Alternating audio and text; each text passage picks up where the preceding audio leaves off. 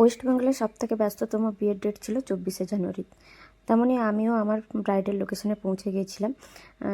দেখতেই পাচ্ছ পুরো হেয়ার ভিজিয়ে নিয়ে এসছে, একেই তো লেটে বসছে, তার মধ্যে আবার পুরো হেয়ার কেমন লুক চাই বলো? আমার বেশি গর্জিয়াস করো না, হ্যাঁ গর্জিয়াস কিছু করো না। আমার গালটা একটু ফোলা ফোলা তো একটুখানি দেখো যাতে একটু মানে এইখানটা যাতে একটুখানি ইয়ে থাকে। আচ্ছা আচ্ছা ঠিক আছে, বুঝে গেছি। আর আইলাইনারটা বেশি পরিও না, আচ্ছা ঠিক আছে, এতটা অবধি পরিও, বেশি টানা হবে না। আর শুনতেই পেলে ও কীরকম লুক চায়।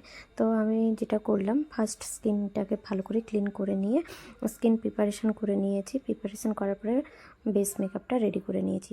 বেস মেকআপ রেডি করার পরে আমি যেটা সবসময়ের জন্য করি, আই মেকআপটা আমি পরেই করি। আই মেকআপটা খুব সিম্পল সাটল চেয়েছিল, আর কলকাটা একটু সাবেকি টাচ থাকবে, তবে খুব সিম্পলের মধ্যে ও চেয়েছিল। তো দেখতেই পেলে ওর কলকাটা কতটা সিম্পল রেখেছি। হাতে খুব একটা যদিও সময় ছিল না, খুব লেটেই বসেছিল, যেহেতু রিচুয়ালস থাকে বিয়ের দিনে অনেক রকম। তাই আজকের ফাইনাল লুক দেখে নাও, অবশ্যই তার মুখ থেকে তো শুনে নেবে কেমন লাগছে। বলো ঠিক আছে। ও সবসময়ের জন্য আয়নার সামনে চলে যাচ্ছিল, নিজেকে দেখতে খুব ব্যস্ত ছিল, আর বলছিল আমাকে খুব ভালো লাগছে, মুখে হাসিই বলে দিচ্ছে ওর মেকআপ পছন্দ হয়েছিল।